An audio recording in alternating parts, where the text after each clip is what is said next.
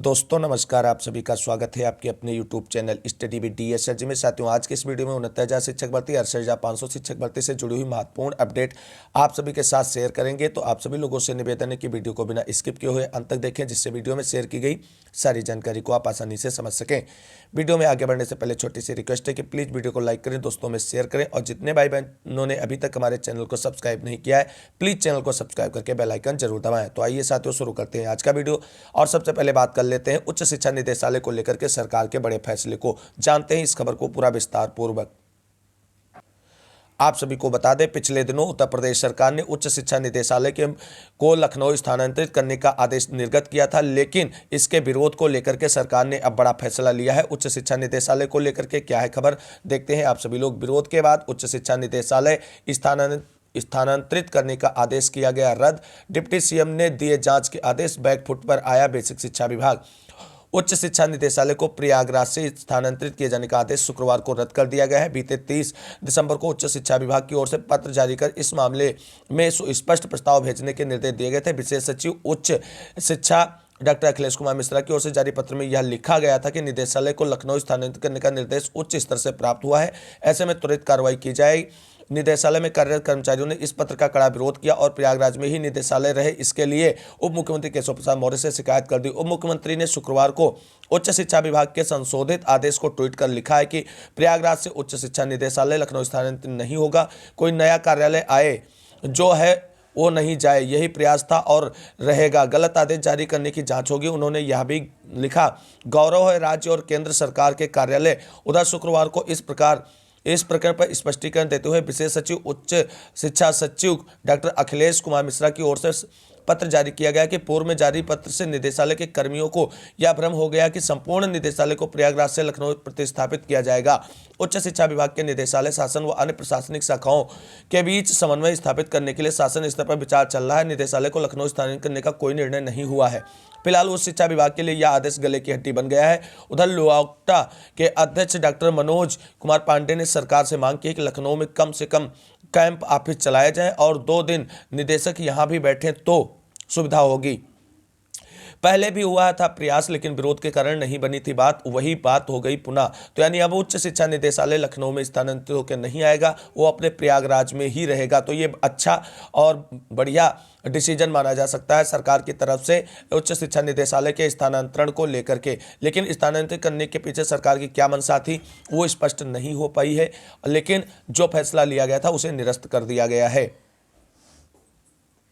अब बात कर लेते हैं बीएड वर्सेस बीएसटीसी विवाद, यानी जिसे बीएड वर्सेस बीटीसी विवाद के नाम से उत्तर प्रदेश में जाना जाता है, उसकी सुप्रीम कोर्ट सुनवाई को लेकर के बड़ी अपडेट के बारे में। तो आप सभी लोग देख सकते हैं सुप्रीम कोर्ट से खबर निकल करके आई है कि बीएसटीसी वर्सेस बीएड विवाद की सुनवाई 10 जनवरी को लगी है डेट, और उसके लिए कॉज लिस्ट जारी कर दिया गया है। और अपना मामला नंबर 11 में है। Honourable mister justice Aniruddha Bose and honourable mister justice Sudhanshu Dhulia की बेंच में लगा हुआ है, और वहां पे इसकी सुनवाई फर्स्ट 5 मैटर में एक केस प्राथमिकता से सुना जाएगा। और उम्मीद की जा रही है कि बीएड वर्सेस बीएसटीसी या बीटीसी विवाद को लेकर के फाइनल सुनवाई मानी जा रही 10 जनवरी को, और उसके बाद आर्डर रिजर्व होने के 90% चांसेस माने जा रहे हैं। ऐसे में देखना यह है कि सुप्रीम कोर्ट की तरफ से बीएड वर्सेस बीएसटीसी विवाद के एक उचित निस्तारण के लिए क्या आर्डर रिजर्व किया जाता है और क्या डिसीजन सुप्रीम कोर्ट इस पर लेती है, क्योंकि संपूर्ण देश में बीएड वर्सेस बीएसटीसी विवाद का निस्तारण इसी एक मामले के निस्तारण के साथ हो जाएगा। अगर बीएसटीसी के पक्ष में डिसीजन आता है सुप्रीम कोर्ट की तरफ से या बीटीसी की तरफ, तो आपको बता दें ये मामला मुख्यतः तो राजस्थान रीट परीक्षा से जुड़ा हुआ है, और वहां से लाखों अभ्यर्थियों को इसका खामियाजा भुगतना पड़ेगा और नौकरी के रूप में उनकी नौकरी जा सकती है। यानी जो बीएड वाले रीट में योग्य हो गए हैं और नौकरी कर रहे हैं, उनकी नौकरी पर खतरा मंडराता नजर आएगा। लेकिन उम्मीद करते हैं सुप्रीम कोर्ट से डिसीजन कोई ऐसा आएगा जिससे किसी भी पक्ष का अहित ना हो, और पूर्व में जो भी नियुक्ति पा गए उसको निकाला ना जाए, क्योंकि आपने देखा कि 69,000 शिक्षक भर्ती में आंसर की प्रकरण में भी उस सुप्रीम कोर्ट की तरफ से ऐसा ही आदेश निर्गत किया गया था कि पूर्व में चयनितों को बिना डिस्टर्ब किए हुए आंसर की प्रकरण अभ्यर्थियों की नियुक्ति प्रक्रिया पूरी की जाए। हालांकि आंसर की प्रकरण में पीड़ित अभ्यर्थियों की नियुक्ति प्रक्रिया पूरी करने के लिए विभाग ने तत्परता दिखाते हुए सारी प्रोसेस आगे बढ़ा दी और उनकी नियुक्ति प्रक्रिया कहीं ना कहीं अब अंतिम चरण में पहुंच चुकी है। अब बात कर लेते हैं आज की एक और बड़ी खबर के बारे में। बात कर लेते हैं 69,000 शिक्षक भर्ती एवं 68,500 शिक्षक भर्ती पर बेसिक शिक्षा विभाग की बड़ी कार्रवाई क्या है, खबर जानते हैं इसको भी विस्तार से। तो आप सभी साथियों को बता दें 69,000 शिक्षक भर्ती और 68,500 शिक्षक भर्ती दो ऐसी शिक्षक भर्तियां हैं जो योगी के शासनकाल में हुई हैं और कहीं ना कहीं दोनों शिक्षक भर्तियों से विवादों का पीछा जो है छोड़ ही नहीं रहा है। ऐसे में एक बेसिक शिक्षा विभाग की तरफ से कल बड़ी कार्रवाई की गई, उसको देखते हैं। हालांकि इस खबर के शासनादेश को मैंने शाम की वीडियो में आप सभी के साथ डिस्कस किया था, लेकिन अब खबर को जान लेते हैं कि ये खबर एक्चुअल में है क्या। 440% शिक्षकों की संबद्धता हुई समाप्त और बड़ी कार्रवाई की गई है उनके खिलाफ। स्कूल शिक्षा महानिदेशक विजय किरण आनंद ने मूल विद्यालय को छोड़कर किसी अन्य विद्यालय संस्थान और कार्यालय में संबंध 440% शिक्षकों की संबद्धता समाप्त कर दी है। साथ ही शिक्षकों को संबद्ध करने पर रोक लगा दी है। महानिदेशक ने सभी बीएसए से एक सप्ताह में शिक्षकों की संबद्धता समाप्त करते हुए उनका प्रमाण पत्र देने के निर्देश दिए हैं। प्रमाण पत्र नहीं देने पर बीएसए की जिम्मेदारी तय की जाएगी। सोनभद्र में 50 शिक्षक मूल विद्यालय से दूसरे स्कूलों व दफ्तरों में संबंध है। इसी तरह लखीमपुर खीरी में 49, सिद्धार्थनगर में 39, फिरोजाबाद में 26, कासगंज में 19, हमीरपुर और सहारनपुर में 18, प्रतापगढ़ व रामपुर में 17, बहराइच में 16, फर्रुखाबाद में 15 और गोरखपुर में 14 शिक्षक संबंध है। रायबरेली में 7, सीतापुर और उन्नाव में 1, बाराबंकी में 8, अयोध्या में 3 शिक्षक संबंध है। 19 जिलों में विद्यालय निरीक्षक विहीन कैसे रह गए, और जबकि शिक्षक मुख्यतः कार्यालय से संबंध कर दिए गए। महानिदेशक ने कहा कि जब 68,500 और 69,000 सहायक अध्यापक भर्ती के साथ शिक्षकों के अंतर जनपदीय तबादलों में शिक्षक विहीन विद्यालयों में प्राथमिकता से तैनाती करने के निर्देश दिए गए थे, तो इन जिलों में शिक्षक विहीन विद्यालय कैसे रह गए, बीएसए की जिम्मेदारी तय कर दी गई है। और आप सभी को बता दें इसके ऊपर बेसिक शिक्षा विभाग कड़ी कार्रवाई करने जा रहा है। अब इसके लिए बेसिक शिक्षा विभाग के अधिकारी जो बीएसए हैं वो भी जिम्मेदारी में आ गए हैं और उनके खिलाफ भी एक्शन लिया जा सकता है अगर उन्होंने निर्देशित आदेश के अनुपालन में त्वरित कोई कार्य नहीं किया तो। अब देखना ये इस तरीके की लापरवाहियां बेसिक शिक्षा विभाग से कब दूर कर पाएगी सरकार और शिक्षा विभाग। जो भी अपडेट होगी इससे जुड़ी हुई चैनल के माध्यम से शेयर करेंगे। अब बात कर लेते हैं 69,000 शिक्षक भर्ती में आंसर की पीड़ित अभ्यर्थियों से जुड़ी हुई बड़ी अपडेट के बारे में। तो साथियों मैंने आप सभी को 69,000 शिक्षक भर्ती में आंसर की पीड़ित अभ्यर्थियों के लिए प्रत्यावेदन के लिए ऑफिशियल लेटर जारी हो गया था, उसकी जानकारी शाम के वीडियो को दी थी। आप शाम के वीडियो के माध्यम से जो जानकारी शेयर की गई थी उसके बारे में कुछ यहाँ पे विस्तृत जानकारी आप सभी को शेयर करते हैं। 69,000 शिक्षक भर्ती 1 नंबर से फेल अभ्यर्थी से मांगे गए आवेदन, क्या है खबर जानते हैं विस्तार से कि आवेदन किस रूप में लिए जाएंगे और कौन कौन इसके लिए आवेदन कर सकता है। सभी सवालों का जवाब यहाँ से आपको मिल जाएगा।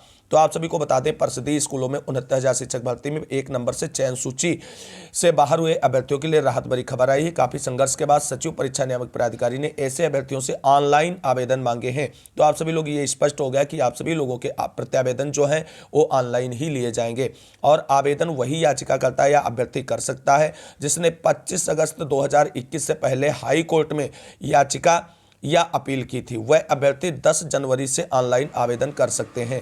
तो केवल आपको बता दें ऑनलाइन प्रत्यावेदन लिया जाएगा और ऑनलाइन प्रत्यावेदन के साथ साथ प्रत्यावेदन केवल उन्हीं अभ्यर्थियों के लिए जाएंगे जिन्होंने 25 अगस्त 2021 से पहले हाई कोर्ट में या तो याचिका डाली थी यानी याची बने थे या अपील की थी।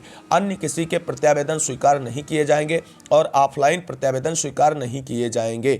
सचिव परीक्षा नियामक प्राधिकारी की ओर से शुक्रवार जारी विज्ञप्ति के मुताबिक संबंधित याचिका या अपीलकर्ता उक्त वेबसाइट पर सहायक अध्यापक भर्ती परीक्षा 2019 के लिए निर्गत रजिस्ट्रेशन अनुक्रमांक सही अंकित करते हुए ऑनलाइन प्रत्यावेदन प्रस्तुत कर सकते हैं। ऑनलाइन प्रत्यावेदन में आवेदनकर्ता को याचिका या अपील संख्या, पारित आदेश की तिथि, याची या अपीलकर्ता का नाम, योजित याचिका या विशेष अपील का नाम एवं याचिका में याचिका क्रम अंकित करना अनिवार्य होगा। ऑनलाइन आवेदन पूरी करने से संबंधित दिशा निर्देश वेबसाइट पर उपलब्ध हैं। जिन अभ्यर्थियों ने पूर्व में ऑनलाइन प्रत्यावेदन किया है उन्हें भी ऑनलाइन आवेदन करना होगा। यह भी बड़ी अपडेट है। अगर किसी अभ्यर्थी ने ऑफलाइन प्रत्यावेदन कर दिया है तो उनको भी अब ऑनलाइन प्रत्यावेदन करना होगा।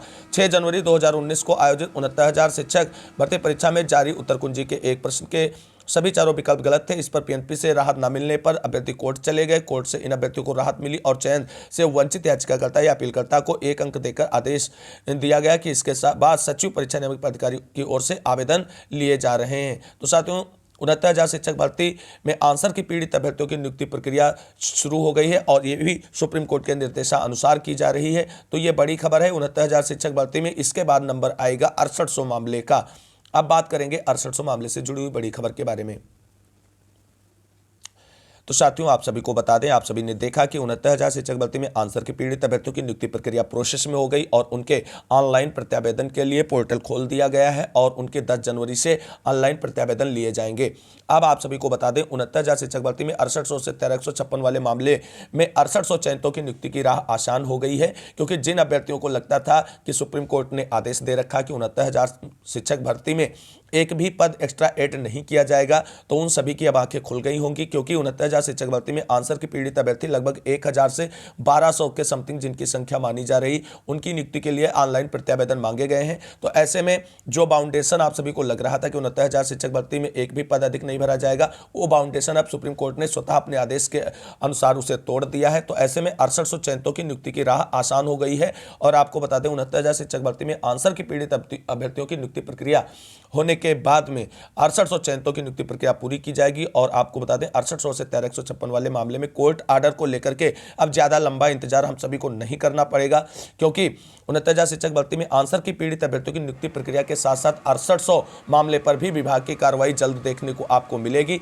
और कोर्ट आर्डर इसी सप्ताह यानी 15 तारीख से पहले 100% आ जाएगा और उसी के अनुरूप 6800 चयनितों की नियुक्ति प्रक्रिया जो है वो पूरी की जाएगी। खबर ये निकल करके आ रही कि 6800 तो पूरी तरीके से सेफ है ही, और 6800 के साथ में कुछ याची लाभ के आदेश के चांसेस बन रहे हैं। अब देखना यह है कि 6800 के साथ में अन्य कितने लोगों को इसमें इंक्लूड किया जाएगा। 6800 की नियुक्ति प्रक्रिया के लिए तो आदेश 100% आना ही है, और उसके बाद में आपको बता दें इसकी नियुक्ति प्रक्रिया जल्द पूरी कर ली जाएगी। 69,000 शिक्षक भर्ती में आंसर की पीड़ित अभ्यर्थियों की नियुक्ति के बाद 6800 चयनितों की नियुक्ति की बारी है। 6800 में चयनित सभी भाई बहन अपने डॉक्यूमेंट्स तैयार कर लें, क्योंकि अब उनकी ही नियुक्ति प्रक्रिया पूरी होने की बारी आ गई है। और जल्द ही कोर्ट आर्डर के बाद सरकार आप सभी लोगों की त्वरित नियुक्ति प्रक्रिया पूरी करने वाली है और फरवरी तक आपकी सभी प्रोसेस जो है 6800 वर्ष से 1356 वाले मामले से जुड़ी हुई वो पूरी कर ली जाएंगी। ऐसे में आपको बता दें कि जैसे कोर्ट आर्डर आएगा तो कुछ साथी डीबी भी जाएंगे, लेकिन उसका कोई उद्देश्य नहीं, क्योंकि ये उनका भाई अधिकार है, वो डीबी जा सकते हैं, जाएंगे। लेकिन जैसे ही कोर्ट आर्डर आता है उसके अमल में तुरंत सरकार एक्शन लेगी और 6800 मामले में विस्तृत जियो और काउंसलिंग शेड्यूल जारी करके नियुक्ति प्रक्रिया प्रोसेस बढ़ा दिया जाएगा बेसिक शिक्षा विभाग से। उम्मीद करते हैं कि 15 से पहले 6800 के फेवर में या 6800 प्लस याची लाभ का आदेश कोर्ट की तरफ से निर्गत कर दिया जाए और सरकार जनवरी माह में ही आप सभी लोगों की नियुक्ति के लिए प्रोसेस बढ़ा दे और फरवरी में आप सभी की नियुक्ति प्रक्रिया पूरी करके इस वर्ष आप सभी को मानसिक प्रताड़ना से मुक्ति देते हुए एक शिक्षक के रूप में विद्यालयों में कार्यभार सौंप दे। इसी उम्मीद के साथ आप सभी को इस वीडियो को अंत तक देखने के लिए बहुत बहुत धन्यवाद। मिलेंगे अगली वीडियो में, तब तक के लिए सभी साथियों को जय हिंद जय भारत वंदे मातरम। आप सभी साथियों का दिन शुभ हो। मिलेंगे अगली वीडियो में, तब तक के लिए सभी साथी एक बार पुनः जय हिंद जय भारत वंदे मातरम।